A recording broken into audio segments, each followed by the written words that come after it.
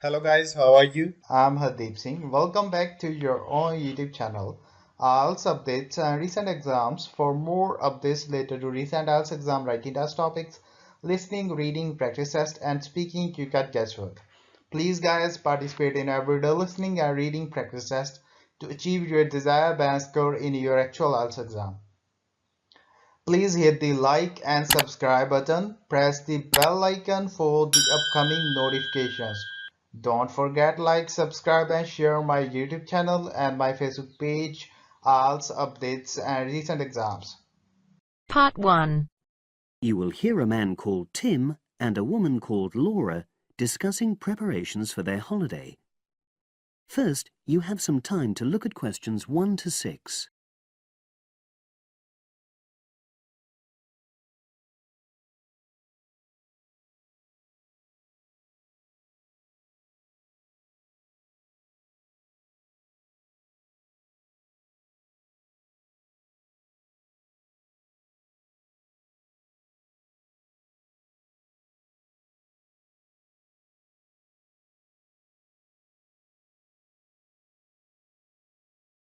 Listen carefully and answer questions 1 to 6. Our plane tickets arrived this morning. It reminded me how much there is to do before we go. Let's write everything down, shall we, so we don't forget anything? Yes. And last time we went away, we almost forgot to collect our currency from the bank. So let's start with that. Good thinking. And wasn't there an appointment you said you'd got to cancel? Yes, the hairdresser. Thanks for reminding me. Can you write that down too? The shop will be closed now, but I'll do it first thing on Monday. Okay.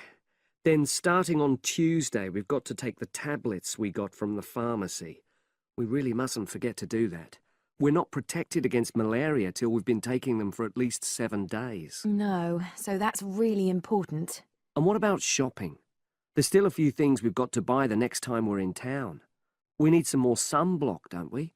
We've only got that factor 10 stuff. It won't be strong enough. I've already bought that. But what we do still need to get is sunglasses. The ones I've got aren't good enough, and I don't think yours are either. Okay, I've noted that down. And I think I'm going to get another bag too, just a small one. We always seem to come back with more things than we take. Shall we get an extra lock for our suitcase as well, just in case the one we've got breaks? They don't seem to last long. Yes, they are a bit flimsy. Okay, right. Oh yes, and we need an adapter for our electrical things, your hairdryer and my shaver. The plugs on them are bound to be the wrong type. We could get one at the airport. They always have them there. Well, I'd rather get it beforehand, so I'm writing it down. And then I think that's it, isn't it? I think so, as far as shopping's concerned.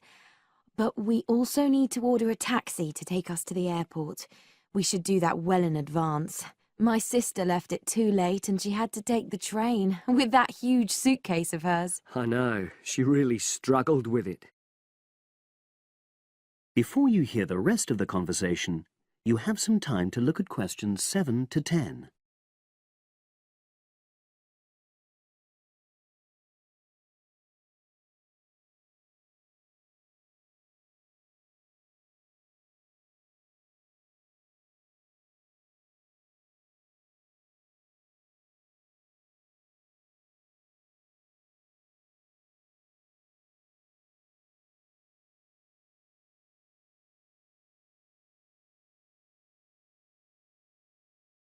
Now, let's see. Your mother said she'd come in regularly while we're away, so what do we want her to do? I'll write some instructions and we can give them to her tomorrow. Good idea. Well, the cat's the main thing. Okay. Feed the cat. We ought to leave her the vet's details as well, just in case there's a problem. Yes. Have you got them handy? Hang on, I'm just looking. Yes, his name's Colin Jeffrey. Is that spelt with a G? Actually, it's Jeffrey. Quite an unusual spelling, isn't it? And his number? 077 594 128. It's a mobile. Okay. And you should write down where it is. It's 4 Street, not sure what number, but it's next to the bus stop, isn't it? That's not a very good landmark, but it's on the other side of the road to the church, so I'll tell her that. Let's hope she won't need a vet anyway. Yes. Right, apart from that, there are the plants to water. Ask her to make sure they don't dry out. Oh, yes, and I've already mentioned the problem with the boiler, and your mum said she'd come round to meet the heating engineer and let him in. Yes, it's a lot for her to do, but we really need to get the problem sorted out. And the earliest date I could get an appointment was April the 30th. Isn't it the day after we go? Yes, we leave on the 29th, and she'll have to hang around till the job's finished. Oh, well, she won't mind, I'm sure. She likes helping people out. Yes, she does. OK. That's it then, I think. Unless you can think of anything else. Not at the moment. Leave the list there and I'll add to it. That is the end of part 1. You now have half a minute to check your answers.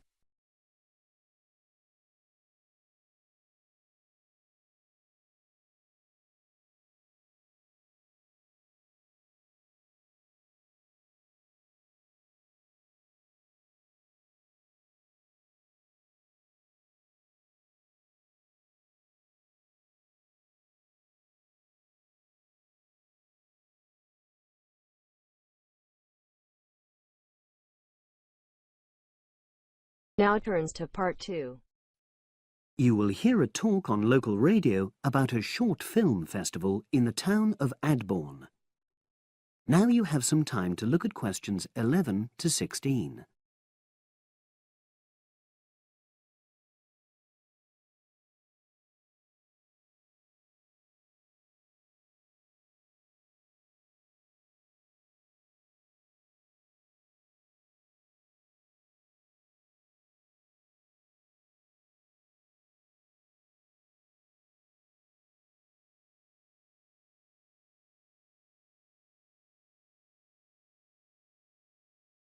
Today we're pleased to have on the show Fatima Johnson, who is the organiser of the Adborne Film Festival. Welcome, Fatima. Hello. Can you tell us a bit about the background to the festival and what it brings to the town? Well, the festival was started in 1996 by the then Mayor of Adborne, Joanne Smith. She wasn't a filmmaker herself. She'd actually been a very energetic tourism development officer for many years. But Adborne had run a classical music festival, which had been becoming less and less popular in recent years. Joanne was looking around for something to replace it, and to use funds allocated to it to promote something which local people can enjoy. Great. So tell us about the festival nowadays. Well, it's held in the last 2 weeks of August every year, and short films from all over the world are shown in 3 places, in the theatre and our 2 cinemas. Several films are shown in 1 performance, and the whole thing lasts about 90 minutes. Tickets are very reasonably priced. Under 12s used to get in for 50p, but now we charge just £1, which is still very good value. £1.50 for students and £2.50 for everyone else. Performances are advertised all round town and also on our website, www.adbornefest.com. If you're interested in attending any performance, you can buy tickets online, of course, and you can also get them in the library, which is right next to the main shopping area. I'm afraid this year tickets are no longer available from either of the 2 cinemas because of restricted opening times. I understand you also run a film competition? Yes, for under 18s. We have a different theme every year. Last year, for example, the theme was Future Planet, and the winner was a 10-minute documentary encouraging youngsters to be more aware of environmental issues, focusing on getting school kids to cycle to school instead of going by car. This year, the theme is Sporting Nation, so there'll also be lots of ideas to choose from. Now, we're always on the lookout for new local talent, so if you live in the Adbourne area and are under 18, you should have a go. We have an excellent prize every year donated by local businesses, shops, hotels, etc. This year, you can win a high-spec movie camera worth over £800. Application forms are on the website, and the deadline for sending in your film to enter the competition is the last day of July. It's May now, so you'll have the whole of June to be working on it. Now you have some time to look at questions 17 to 20.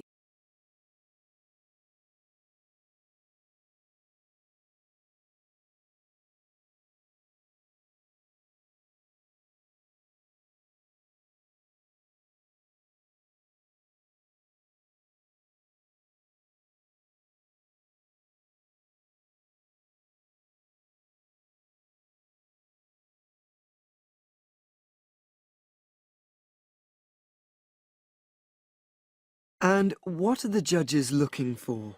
Well, although we choose very topical issues like the environment, we're not looking for propaganda, trying to get people to do something.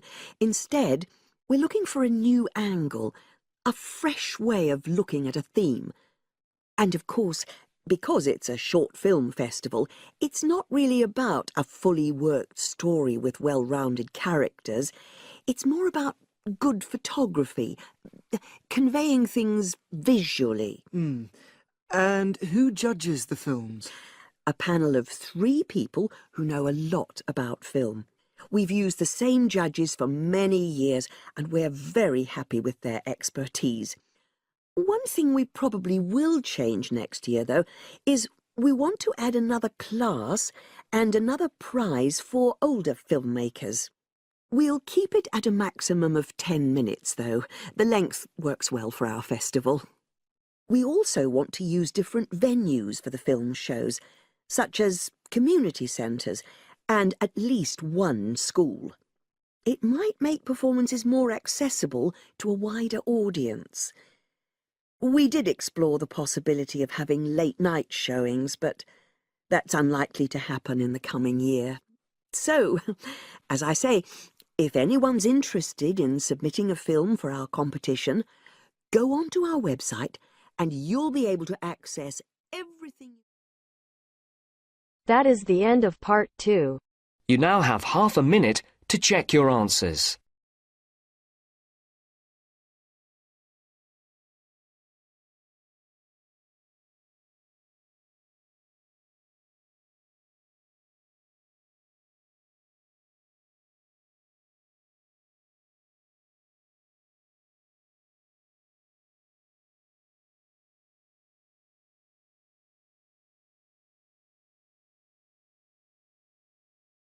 Now turns to part 3. You will hear a discussion between 2 science students. First, you have some time to look at questions 21 to 25.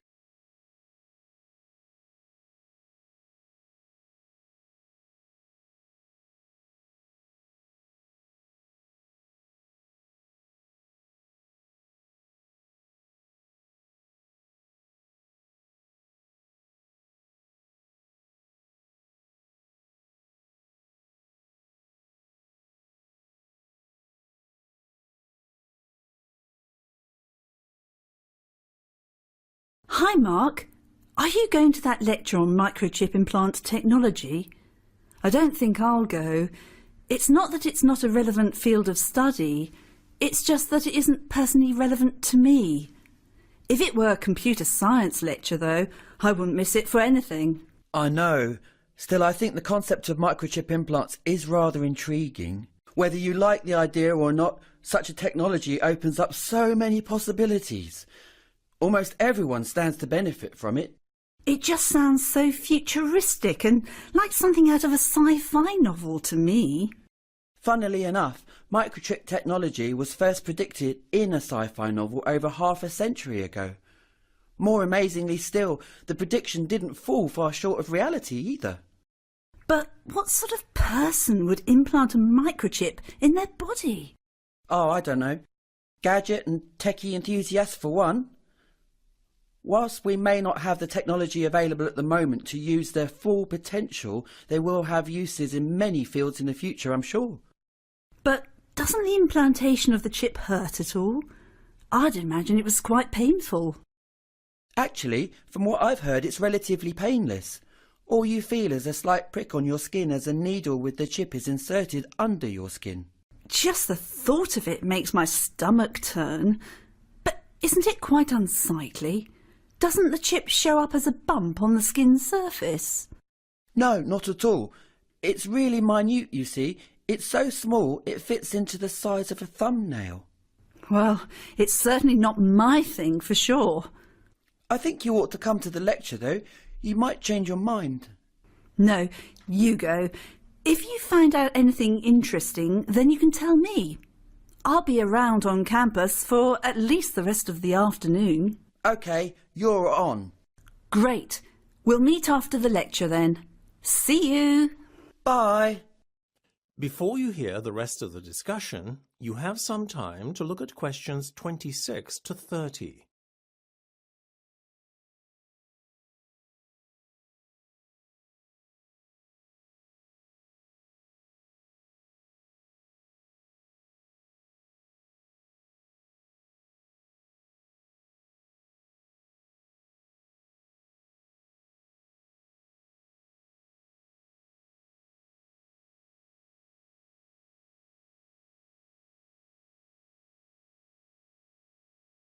Hi, Mark. So how was the lecture? You really missed out. Really? Yes, I learned so much. You wouldn't believe how microchip implants will improve our lives in the future. Oh, tell me more. Well, from the simple action of allowing us to switch on a light or mechanical device with a wave of a hand to accessing our medical records, microchips will prove indispensable to us in the future. Indispensable wouldn't be the word I'd use for encouraging people to be so lazy that they can't switch on an electric appliance unaided. I thought remote controls were bad enough. I take your point, though, about using microchips to access medical records. Also, using microchip implant technology can help secure buildings. Access of buildings in the future will be restricted to individuals with a specific code on their microchip implant.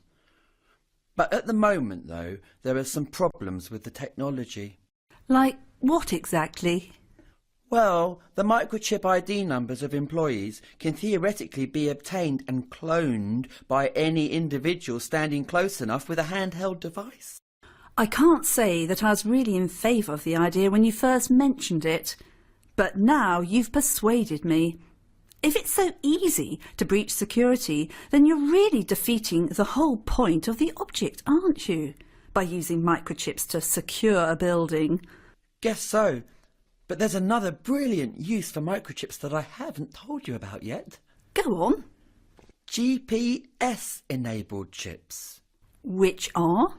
Well, microchips that tell you the position of an individual. Like a GPS that tells you the direction when you're in a car, but these tell you where someone is when they're lost and, say, if they're injured or in danger, they can be found easily. So it's a bit like the microchips that are already used on pets? Exactly. Much as I can understand pet owners wanting to microchip their pets, I don't think the case of microchipping humans is as clear-cut. I mean, is it wise for an individual's movements to be known to everyone? That could place some individuals, such as political activists and those escaping persecution, under threat. Doesn't seem like you're a great fan of microchip implants, then. Their uses do at best seem rather limited. Well, you won't catch me having a microchip implant in the near future, that's for sure. That is the end of part 3. You now have half a minute to check your answers.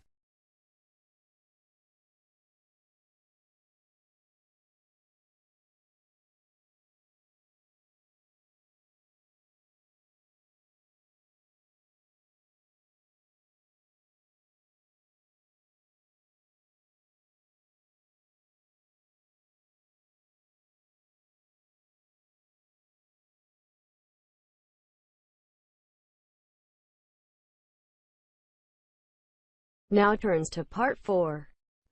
You will hear part of a science lecture. First, you have some time to look at questions 31 to 40.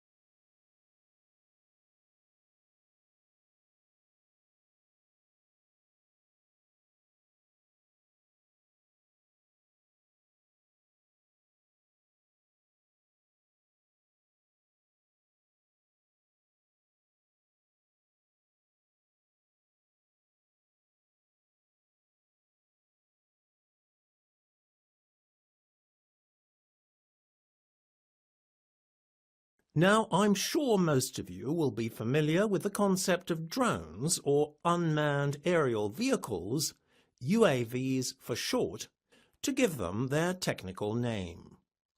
If you are lucky enough, you may even own one. In fact, they are becoming so popular amongst gadget lovers that the sales of consumer drones were up by 24% in 2014.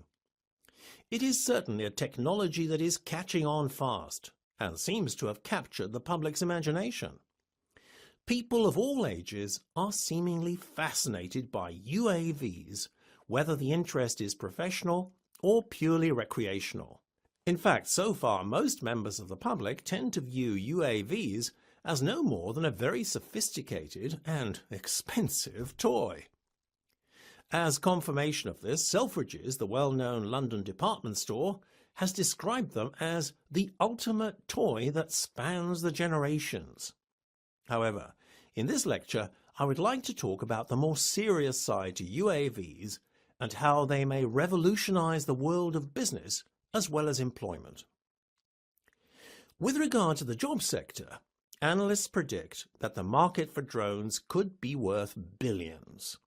In the US alone, drones could create up to 70,000 jobs in this booming new industry. This would definitely be a boost to employment in a time where so many industries are replacing their workers with machines. The consumer end of the market, though, is a mere drop in the ocean.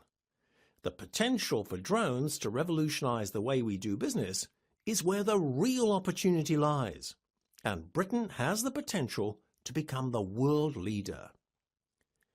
Probably the most novel and groundbreaking use for UAVs is as an e-commerce delivery service.